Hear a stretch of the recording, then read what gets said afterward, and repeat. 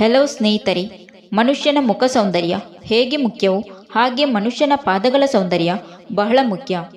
ಮೃದುವಾದ ಪಾದಗಳು ನೋಡಲು ತುಂಬ ಸುಂದರ. ಚಳಿಗಾಲದಲ್ಲಿ ಕಾಲಿನ ಸೌಂದರ್ಯದ ಬಗ್ಗೆ ಹೆಚ್ಚು ಗಮನಹರಿಸಬೇಕಾಗುತ್ತದೆ. ನಾವು ನಮ್ಮ ಪಾದಗಳಿಗೆ ಬಿಗಿಯಾದ ಚಪ್ಪಲಿಗಳನ್ನು ಬಳಸಬಾರದು ಹಾಗೂ ಯಾವಾಗಲೂ ಸಾಕ್ಸ್ ಬಳಸದಿರುವುದು ಉತ್ತಮ. ಏಕೆಂದರೆ ಪಾದಗಳಿಗೆ ಸ್ವಲ್ಪ ಗಾಳಿ ತಗುಲುತ್ತಿರಬೇಕು. ನಾವು ಎಲ್ಲಾದರೂ ಹೊರಗಡೆ ಹೋಗುವಾಗ ಚಪ್ಪಲಿಯನ್ನು ಧರಿಸುವುದು ಉತ್ತಮ. ಹೊರಗಿನಿಂದ ಮನೆಗೆ ಬಂದ ನಂತರ ಕಾಲುಗಳನ್ನು ತೊಳೆದುಕೊಳ್ಳುವ ಅಭ್ಯಾಸ ತುಂಬ ಒಳ್ಳೆಯದು. ನಿತ್ಯ ಸ್ನಾನ ಮಾಡುವಾಗ ಪಾದಗಳನ್ನು ಫಿಮುಕ್ ಸ್ಟೋನ್ ಬಳಸಿ ಕ್ಲೀನ್ ಮಾಡಿಕೊಳ್ಳಿ. ಮಲಗುವ ಮುನ್ನ ಪಾದಗಳನ್ನು ಉಗುರು ಬೆಚ್ಚಗಿನ ನೀರಿನಲ್ಲಿ ಚೆನ್ನಾಗಿ ತೊಳೆದು ನಂತರ ಅದಕ್ಕೆ ವ್ಯಾಸ್ಲಿನ್ ಅಥವಾ ಬಾದಾಮಿ ಎಣ್ಣೆಯಿಂದ ಮಸಾಜ್ ಮಾಡಿ.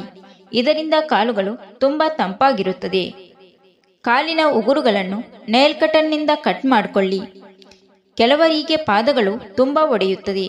ಅವರು ಪಾದಗಳಿಗೆ ಮಲಗುವ ಮುನ್ನ ಕೊಬ್ಬರಿ ಎಣ್ಣೆಯಿಂದ ಮಸಾಜ್ ಮಾಡಿರಿ. ಇದರಿಂದ ಕಾಲುಗಳು ತುಂಬ ತಂಪಾಗಿರುತ್ತದೆ.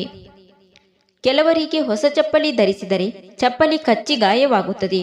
ಅದಕ್ಕೆ ಮೊದಲು ಚಪ್ಪಲಿ ಕೊಂಡಾಗ ಅದಕ್ಕೆ ಸ್ವಲ್ಪ ಕೊಬ್ಬರಿ ಎಣ್ಣೆ ಹಚ್ಚಿ ಒಂದು ರಾತ್ರಿ ಹಾಗೆಯೇ ಬಿಟ್ಟು ಮರುದಿನದಿಂದ ಬಳಸಿ. ಮಕ್ಕಳು ಹೊರಗಡೆ ಆಟವಾಡಿಕೊಂಡು ಬಂದ ನಂತರ ಕೈಕಾಲುಗಳಿಗೆ ಡೆಟಾಲ್ ಹಾಕಿ ತೊಳೆಯಿರಿ. ಬೇಸಿಗೆಯಲ್ಲಿ ಉಷ್ಣದಿಂದ ಕೈಕಾಲುಗಳು ಉರಿ ಬಂದರೆ ಪಾದದ ಕೆಳಗೆ ಮಲಗುವ ಮುನ್ನ ಸ್ವಲ್ಪ ಹರಳೆಣ್ಣೆ ಹಚ್ಚಿ ನಂತರ 10 ನಿಮಿಷ ಬಿಟ್ಟು ಮಲಗಿರಿ. ಇದರಿಂದ ಉಷ್ಣ ಕಡಿಮೆಯಾಗುವುದು. ತಿಂಗಳಿಗೊಮ್ಮೆಯಾದರೂ ಪಾದಗಳಿಗೆ ಪೆಡಿಕ್ಯೂರ್ ಮಾಡಿಸಿಕೊಳ್ಳಿ. ಪಾದಗಳನ್ನು ವಾರಕ್ಕೊಮ್ಮೆಯಾದರೂ ಕ್ಲೀನ್ ಮಾಡಿಕೊಳ್ಳಬೇಕು. ಹೇಗೆಂದರೆ ಒಂದು ಅಗಲವಾದ ಪ್ಲಾಸ್ಟಿಕ್ ಬೇಸನ್ನಲ್ಲಿ ಕಾಲಿಗೆ ಹಿತ ಎನಿಸುವಷ್ಟು ಬಿಸಿ ನೀರನ್ನು ತೆಗೆದುಕೊಂಡು ಅದರಲ್ಲಿ ಒಂದು ಸ್ವಲ್ಪ ಉಪ್ಪು ಹಾಗೂ 1-2 ತೊಟ್ಟು ನಿಂಬೆರಸ ಹಾಕಿ 15 ನಿಮಿಷಗಳ ಕಾಲ ಕಾಲನ್ನು ಬೇಸನ್ನಲ್ಲಿಟ್ಟು ನಂತರ ಕಾಲನ್ನು ಒಂದು ನುಣುಪಾದ ಬಟ್ಟೆಯಿಂದ ಒರೆಸಿಕೊಳ್ಳಬೇಕು. ರಾತ್ರಿ ಮಲಗುವ ಮುನ್ನ ಪಾದಗಳಿಗೆ ಚೆನ್ನಾಗಿ ಹಾಲಿನ ಕೆನೆಯನ್ನು ಹಚ್ಚಿ ಮಸಾಜ್ ಮಾಡಿ. ಇದರಿಂದ ಪಾದಗಳು ಯಾವಾಗಲೂ ಅಂದವಾಗಿ ಬೆಳಗುತ್ತದೆ. ಕಾಲು ಬೆರಳುಗಳ ಉಗುರುಗಳನ್ನು ಬೆಳೆಸಿ ಅದಕ್ಕೆ ಒಂದು ರೂಪ ಕೊಟ್ಟರೆ ಪಾದಗಳು ಚೆನ್ನಾಗಿ ಕಾಣುತ್ತದೆ. ಕಾಲಿನ ಬೆರಳುಗಳಿಗೆ ನೈಪಾಲಿಶ್ ಬಳಸುವುದರಿಂದ ಪಾದಗಳು ಚೆನ್ನಾಗಿ ಕಾಣುತ್ತದೆ. ಕೆಲವರು ಕಾಲುಗಳಿಗೆ ಗೆಜ್ಜೆಯನ್ನು ಕೂಡ ಬಳಸುತ್ತಾರೆ. ಇದರಿಂದ ಕಾಲುಗಳು ಚಂದವಾಗಿ ಕಾಣುತ್ತದೆ. ಕೆಲವು ತೊಟ್ಟು ವನಸ್ಪತಿ ಎಣ್ಣೆಯನ್ನು ತೆಗೆದುಕೊಂಡು ಪಾದಗಳಿಗೆ ಮಸಾಜ್ ಮಾಡಿದರೆ ಕಾಲುಗಳು ಒಣಗಿದಂತೆ ಕಾಣದೆ ಅಂದವಾಗಿ ಕಾಣುತ್ತದೆ. ತುಂಬ ಜನರಿಗೆ ಚಳಿಗಾಲ ಬಂತೆಂದರೆ ಸಾಕು ಕಾಲುಗಳಲ್ಲಿ ಬಿರುಕು ಉಂಟಾಗುತ್ತದೆ.